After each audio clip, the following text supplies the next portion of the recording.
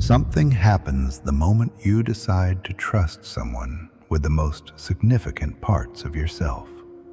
A dream you are quietly building, a wound that hasn't fully healed, a version of you that is still taking shape.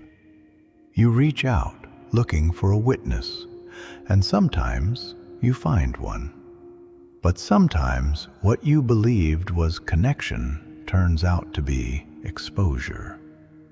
And the thing you shared never quite recovers from having been seen too soon by the wrong eyes at the wrong moment. Carl Jung spent his entire life studying why. And what he found was not what most people want to hear. The problem isn't that you opened up. The problem is that you didn't know what should have stayed closed and why. In the next few minutes, we're going to change that, because some of the deepest losses you'll carry in this life won't come from mistakes you made in silence. They'll come from things you said out loud at the wrong moment to the wrong person. And Jung mapped exactly what those things are. 7 of them. Stay with all of them, because chances are you've already surrendered something by sharing it too soon, and you haven't even realized it yet. Thank you for being here. If this video speaks to you, please subscribe, like, and share it with someone who may need it. And before we continue, I want to invite you somewhere special. I've started a new channel where we'll go even deeper into psychology, life, and the ideas that can truly change the way you see yourself. I would love to see you there too. The link to our new channel is in the comments. Most people believe honesty means complete transparency. They believe authenticity means saying exactly what they think, sharing every dream they hold, exposing every wound they've suffered, and announcing every step they're about to take. It sounds noble. It feels genuine. But what if this habit is quietly sabotaging your life? Think about it. Have you ever shared an exciting new goal only to lose the drive to pursue it? Opened up about a painful experience only to discover later it had become someone else's weapon against you? Announced a major decision and suddenly found yourself defending it instead of living it. These moments seem unrelated. Carl Jung believed they were not. Jung understood something that modern culture consistently overlooks. Not everything that grows should be exposed to the light immediately. Some parts of your life require privacy, not because they are weak, but because they are still becoming. The process of psychological development depends on an inner relationship with the unconscious that can easily be disrupted when the personality becomes overly reliant on external reactions, approval, or collective expectations. There is a difference between hiding and protecting, between being secretive and being psychologically mature. The strongest people are rarely the ones who reveal everything. They are the ones who know exactly what belongs to the world and what must remain in silence until it has grown solid enough to stand on its own. Because every time you expose something unfinished, you invite other people's fears, projections, envy, skepticism, and expectations into a process that was never meant to belong to them. Not every opinion deserves entry into your inner world. Not every person deserves access to your vulnerabilities. And not every dream survives being spoken too soon. In this video, we'll explore 7 things Carl Jung believed psychologically mature people instinctively guard. Not out of fear, arrogance or manipulation, but because they understand that your inner life is like a seed. Dig it up every day to show everyone how much it's growing, and it never becomes a tree. Psychic containment. That's the phrase Jung used for something most people stumble into accidentally and abandon just as quickly. It refers to the capacity to hold a developing content inside the psyche long enough for it to acquire its own shape, its own force, before bringing it into contact with the external world. Not silence from fear, not secrecy from shame, a deliberate act of custody over something that is still becoming. The mistake most people make with plans is treating them as objects to be described rather than processes to be protected. The moment you announce a new goal, something shifts. The responses you receive, whether encouraging or skeptical, immediately begin reshaping your internal experience of that goal. You start managing external reactions instead of building the thing itself. The energy you had for execution gets quietly rerouted into performance, into defending the plan, into the exhausting labor of making other people understand why you are doing this. Jung observed this through his clinical work. Psychic energy, what he called libido, does not multiply when distributed. It concentrates. A plan held internally retains all of its original force. A plan that has been announced and explained and debated has already dispersed that force into the social field, where it becomes diffuse and increasingly difficult to recover. The well-intentioned question kills more dreams than doubt ever has. "So, how's that project going?" sounds supportive. It forces premature accounting. It demands a status report on something that has no status yet, only potential. And potential subjected too early to scrutiny tends to collapse back into the category of things people talk about but never actually do. Jung described the collective psyche as a force with its own gravitational pull. When you share an unformed plan with others, you are not simply receiving feedback. You are introducing your private process to a field with its own pressures and its own shadow. Most people in your life are not hostile. They are simply carrying their own fears about what is and isn't possible. Those fears attach to your plan as cleanly and invisibly as a virus. The protection this calls for is not permanent silence, it's timing. Some plans need to be spoken when they are finished, not when they are beginning. Others need to be shared only with the one or two people whose internal landscape genuinely supports your process. Most need to be held long enough for you to develop a relationship with them that external opinion cannot dissolve. Look at the plans you keep talking about instead of building. The ones you announce publicly tend to stay announced. The ones you protect tend to eventually become real. If what you're hearing is resonating with you, subscribe to Carl Jung Philosophy and share this with someone who needs to hear it today. Some ideas are too important to keep to yourself. The next thing to protect is more personal and therefore far more dangerous to expose. You are not the person you were 2 years ago.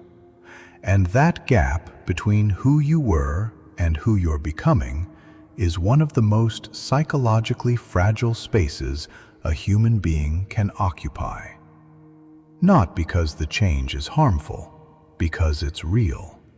And because real change, before it has consolidated into a new identity, is extraordinarily vulnerable to the opinions of people who knew the previous version of you. Jung understood personal transformation as a process he called individuation, the gradual emergence of the authentic self from beneath the accumulated layers of social conditioning, collective expectation, and constructed persona. He was careful to note that this process is not linear. It moves in spirals. It includes reversals, phases where the new self is genuinely indistinguishable from the old one. He compared it to a process inside an egg, invisible from the outside, irreversible once begun, but easily disrupted before it has run its course.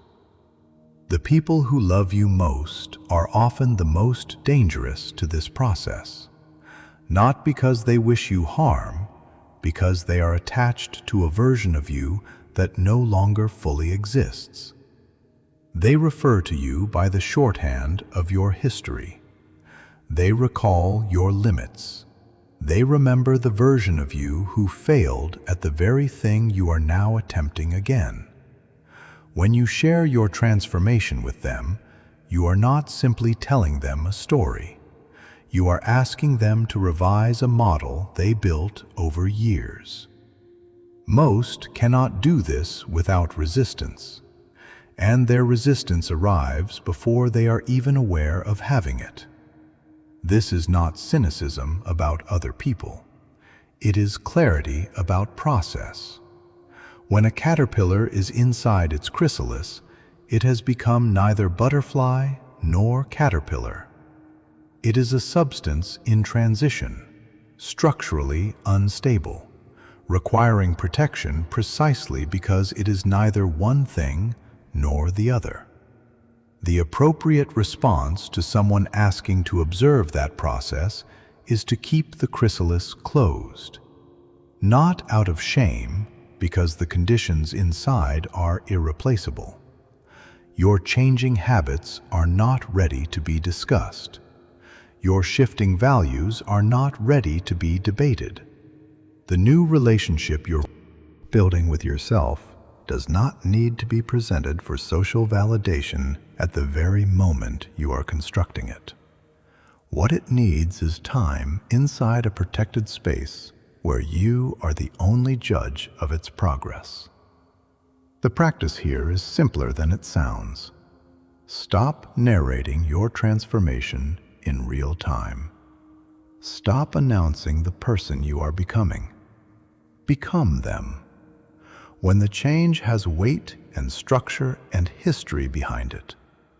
When it is no longer fragile because it has survived, let people see it. Not because their approval matters then, because by then it won't need to. The next category cuts even closer, because it has to do not with what you're building, but with where you've been broken. Vulnerability is not currency. You were taught that it was. That opening up builds connection. That sharing your pain creates intimacy. That the walls you built are the problem. There is some truth in this, but the version most people carry is dangerous in a specific way that nobody names. It doesn't distinguish between the right audience and the wrong one, between the moment that serves healing and the moment that serves only exposure. Jung's framework for understanding this comes from his work on the shadow, the repository of everything the psyche has rejected, repressed, or been unable to integrate. When you expose a wound to someone who has not done their own shadow work, you are not simply sharing your pain with a witness. You are offering them precise information about exactly where you can be hurt. And the shadow has a tendency to use available information, not out of malice, but because that is what unintegrated pain does. It looks for exits. The word Jung used for what happens when unconscious material transfers from one person to another is projection. Someone who has not confronted their own shame will project it onto yours. Someone who carries unresolved envy will find in your wound the confirmation they needed that you deserved it. Someone who is unconsciously threatened by your recovery will, without knowing it, find ways to keep you in the narrative of your damage, because your damage is part of how they understand their own stability. This does not make them bad people. It makes them human. But it makes the indiscriminate sharing of your vulnerabilities an act of self-exposure rather than healing. If someone has ever taken your vulnerability and turned it into a quiet weapon against you, drop 444. My wounds are mine to protect in the comments. Let the Carl Jung Philosophy community see how many of us have learned this the hard way. There is a category of people who should have access to your deepest wounds. They are rare. They are the ones who have faced their own pain honestly, who can sit with yours without flinching or rushing to fix it, who will not use what you reveal as an unspoken bargaining chip in the ongoing negotiation of your relationship. These people exist. They are not easy to recognize in advance.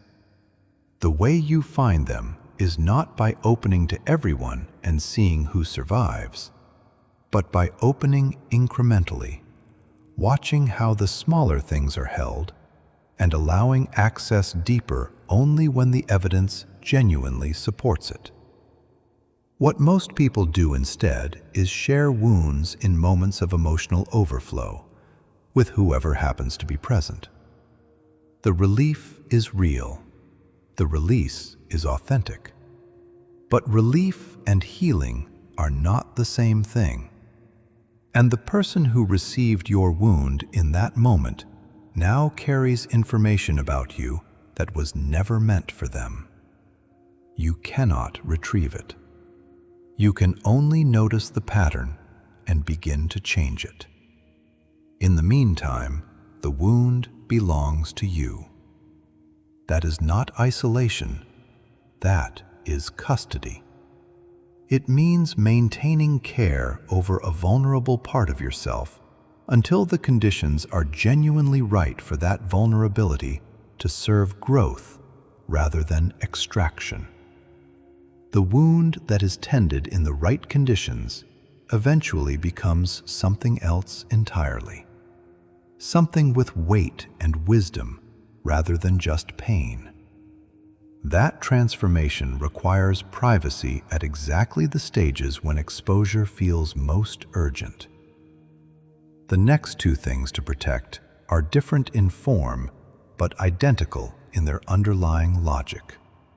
And most people surrender both of them without realizing what they are giving away. There is a kind of celebration that quietly destroys what it honors. It looks like sharing good news, like letting the people who matter know that something is finally going right. It feels generous and connected, and it silently drains the very resource the achievement was supposed to represent. Jung's concept of psychic energy does not operate the way financial capital does. Financial capital grows when circulated. Psychic energy concentrates when protected and dissipates when verbalized prematurely. The act of announcing a victory before it has been fully consolidated produces a specific effect, a release of the reward response associated with achievement at the wrong moment in the achievement's timeline. Your mind registers the announcement as a partial completion of the goal. The motivation that was meant to carry you through the remaining steps gets consumed in the telling. The achievement most vulnerable to this is the one that is real but not yet stable. You closed a deal that isn't finalized. You've been consistent with something new for 3 weeks, long enough to feel proud, but not long enough to have formed a genuine pattern.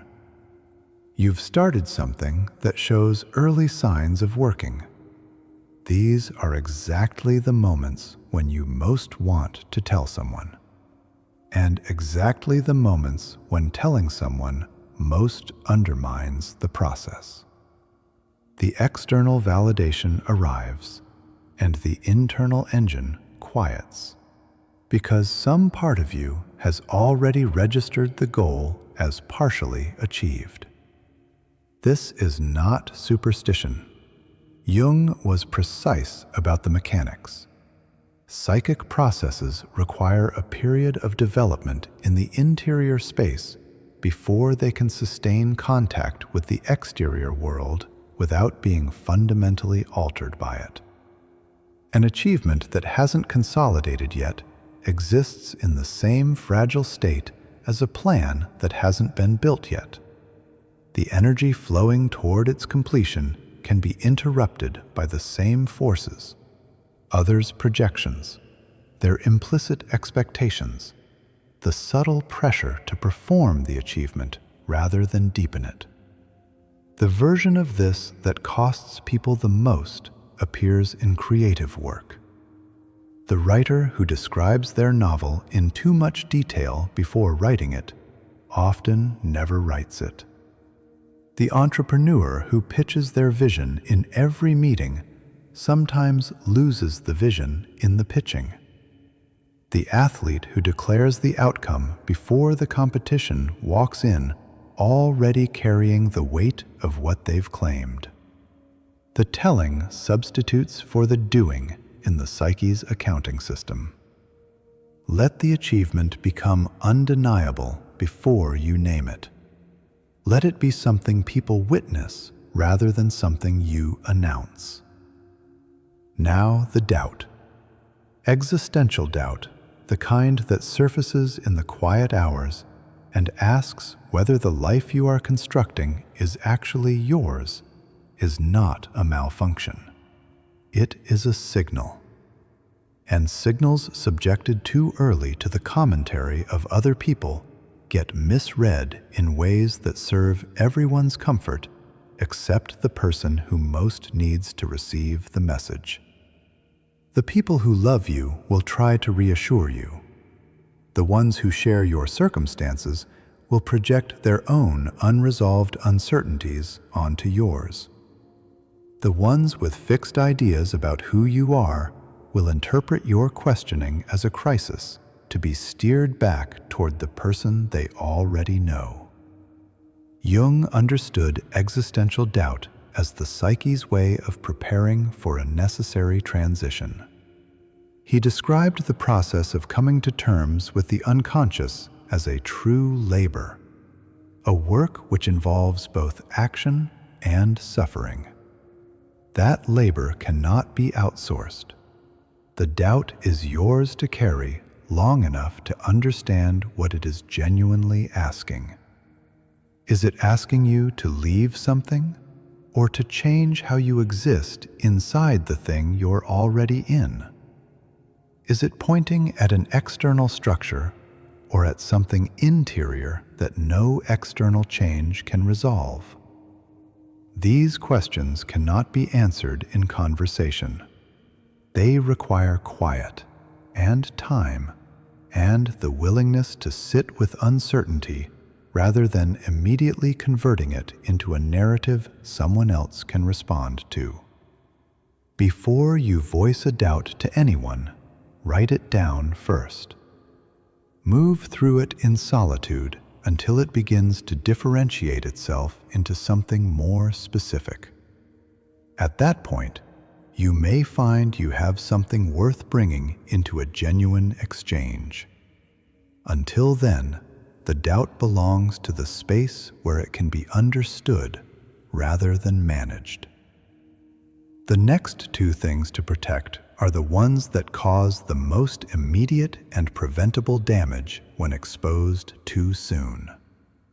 Picture the moment you finally made a decision that cost you something. You ended a relationship. You stepped away from a position. You drew a line with a family member. You said no to something you had always said yes to. And then, before the commitment had settled inside you, you told someone. And they had thoughts. And their thoughts created a negotiation you never agreed to enter.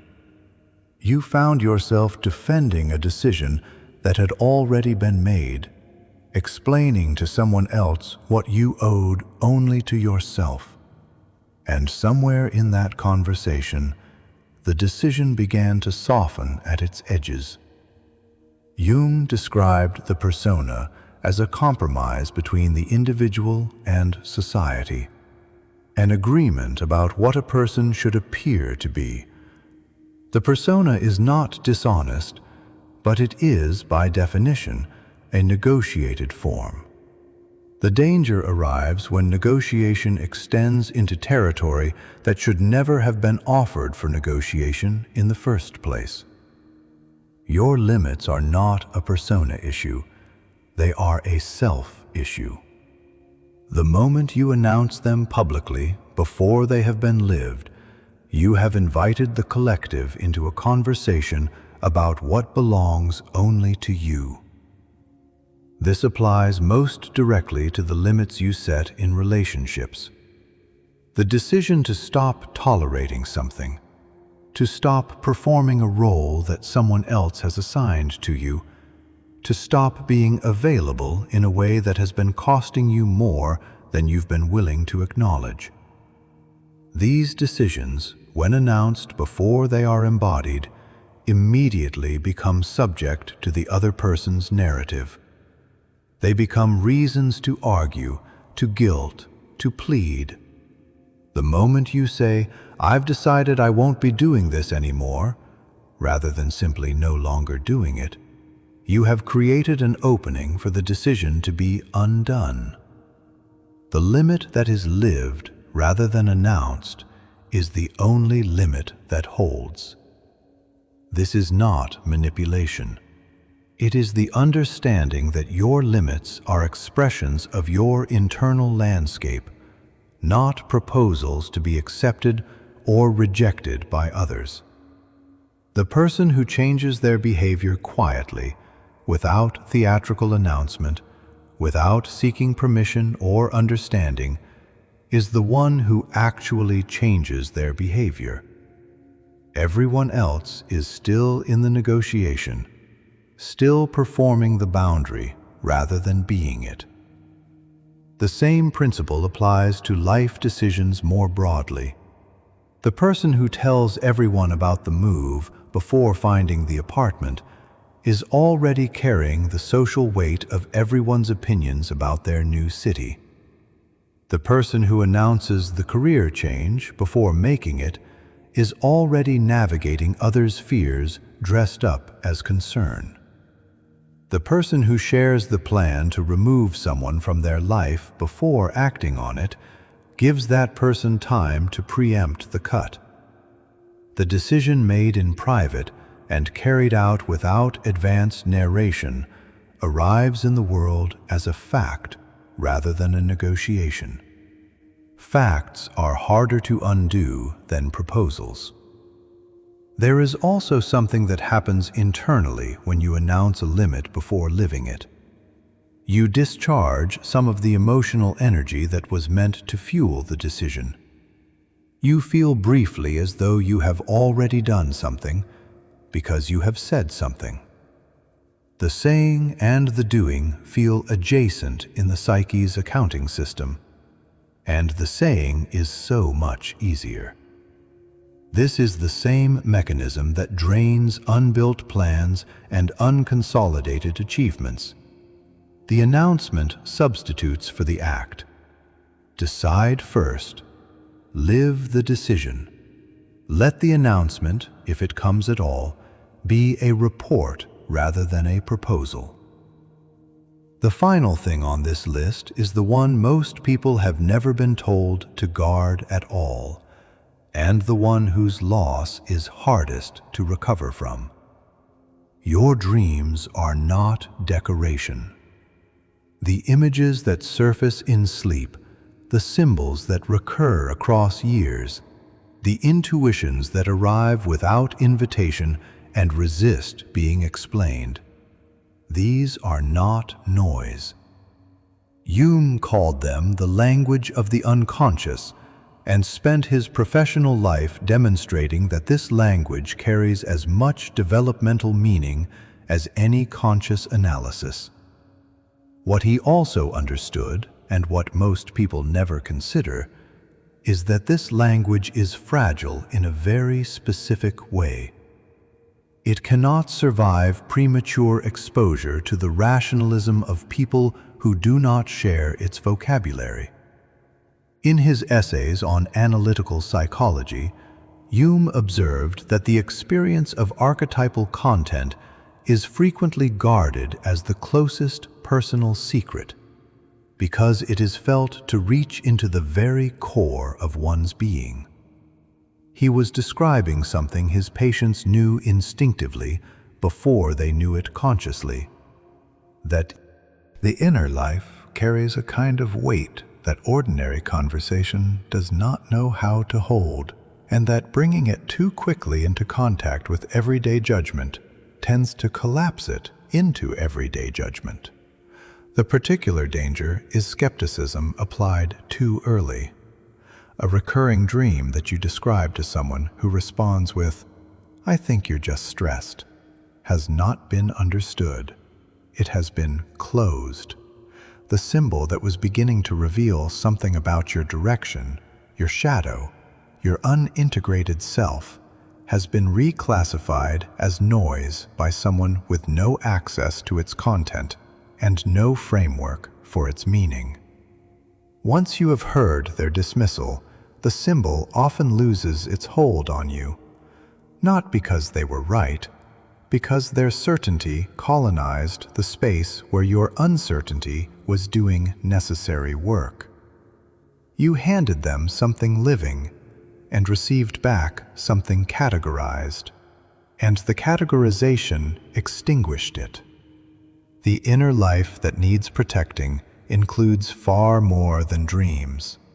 It includes the sense, not yet articulable, that something needs to change, the longing without a name, the interest that feels disproportionate to its apparent subject, the phrase that keeps returning across months without clear reason. All of these are how the unconscious communicates with the conscious mind in Jung's framework, and all of them require a certain silence around them in order to develop into something comprehensible. The moment you try to explain them to someone who has not been living inside your psychic process, you are forced to translate them into a language they were not yet ready to speak. And the translation always loses the most important parts. This does not mean the inner life should remain permanently private. Jung engaged with it actively through what he called active imagination, through analysis, through the long, patient process of building a conscious relationship with unconscious content. But that engagement moves in a specific direction, inward first, then outward. You develop your relationship with the inner material before you bring it into conversation. You understand it at least partially in the language it uses. Then, if you choose to share it, you bring something coherent rather than something still forming.